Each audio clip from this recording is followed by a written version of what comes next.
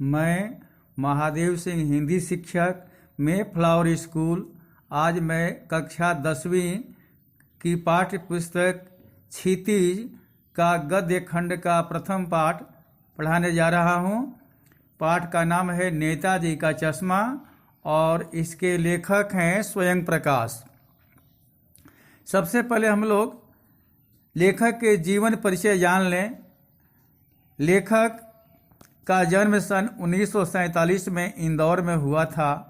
उन्होंने mechanical engineering की शिक्षा प्राप्त की। नौकरी के लिए एक औद्योगिक प्रतिष्ठान में नियुक्त होकर राजस्थान आ गए। उनका अधिकांश समय वहीं बीता।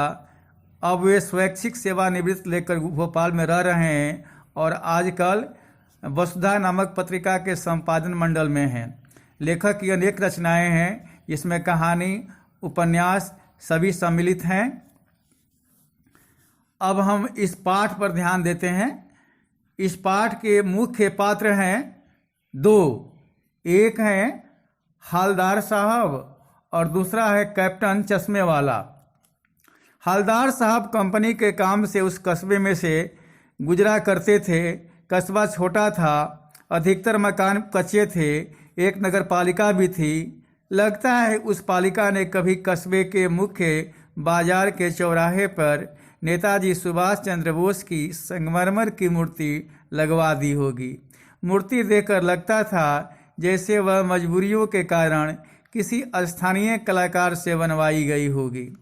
शायद कस्बे के एकमात्र स्कूल के ड्राइंग मास्टर मोतीलाल ने उस मूर्ति को 1 महीने में बनाकर पटकने का वादा किया होगा।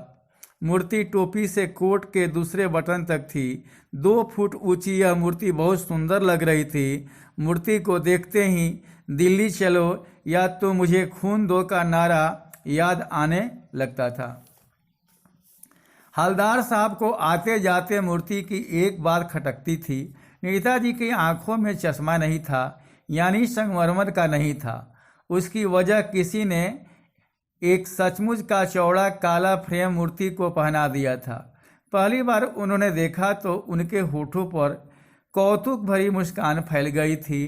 पत्थर की मूर्ति पर वास्तविक चश्मा, क्या आइडिया है। हवलदार जीप पर बैठे बैठे सोचने लगे, इस कस्बे के नागरिक सचमुच देशभक्त हैं। वे नेताजी को चश्मा पहनाकर कम से कम नेताजी के प्रति अपनी भावनाएं व्यक्त करते हैं। हवलदार का कौतुक तब और भी बढ़ा जब उन्होंने देखा कि अगली बार मूर्ति पर लगे चश्मे का फ्रेम बदल गया है। तीसरी बार फ्रेम बदला दिखाई दिया। हवलदार ने सोचा, सचमुच बढ़िया आइडिया है। मूर्ति के कपड़े नहीं बदले जा सकते, किंतु चश्मा तो बदल सकता है। आखिरकार हवलदार ने एक बार अपनी जीप रुकवा ली। उन्होंने चौराहे पर बैठे पान वाले से पूछा कि ये नेताजी के फ्रेम कौन बदलता है। पान वाला मोटा सा खुश मिजाज आदमी था। उसने बताया कि फ्रेम कैप्टन चश्मे वाला बदलता है।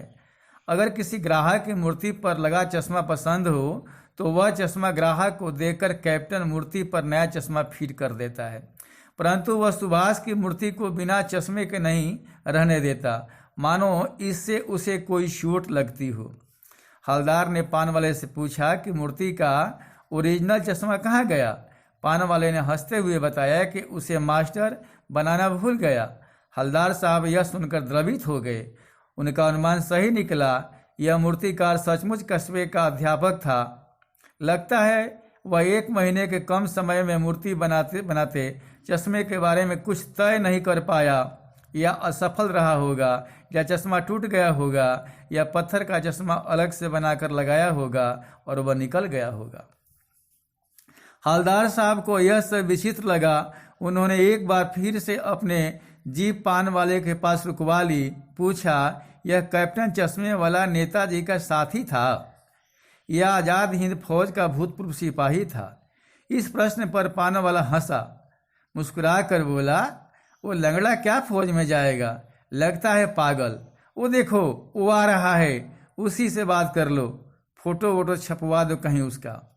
हवलदार साहब को एक देशभक्त का ऐसा मजाक अच्छा नहीं लगा। मुड़कर देखा तो एक बेहद बूढ़ा मरियल सा लंगड़ा सिर पर गांधी टोपी और माथे पर काला चश्मा लगाए आ रहा था। उसके हाथ में एक छोटी सी संदूचकी और दूसरे हाथ में बांस पर टंगे बहुत से चश्मे थे। पता चला कि वह फेरी लगाकर चश्मे बेचता है। हवलदार पूछना चाहते थे फिर इसका नाम कैप्टन कैसे पड़ा, परंतु न तो पान वाले के पास फुर्सत थी न जीप के ड्राइवर के पास। उस दिन के बाद कोई 2 साल तक लगातार वे आते जाते मूर्ति को देखते रहे। कभी चश्मा गोल होता, कभी चौकोर, कभी लाल, कभी काला, परंतु कोई न कोई चश्मा होता जरूर था। एक बार ऐसा हुआ कि मूर्ति के चेहरे पर कोई भी चश्मा नहीं था। उस दिन पान वाले की तथा चौराहे पर सारी दुकानें बंद थी। अगली बार आकर उन्होंने पान वाले से पूछा, इस बार मूर्ति पर चश्मा क्यों नहीं है? पान वाले ने अपनी आंखें पोंछते हुए उदास स्वर में बताया कि कैप्टन मर गया है। यह सुनकर हवलदार साहब उदास होकर जीप में बैठकर चले गए।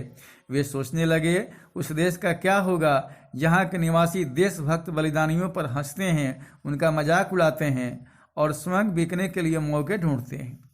हवलदार साहब 15 दिन बाद फिर से उस कस्बे से होकर गुजरे। सोचा कि अब वे बिना चश्मे वाली नेताजी के मूर्ति को नहीं देखेंगे, परंतु जैसे ही चौराहा करीब आया, हवलदार साहब ने चीख कर आवाज दी, जीप रोको। उन्होंने देखा नेताजी की मूर्ति पर सरकंडे का बना चश्मा रखा हुआ था। हवलदार साहब की आंखें नम हो गई।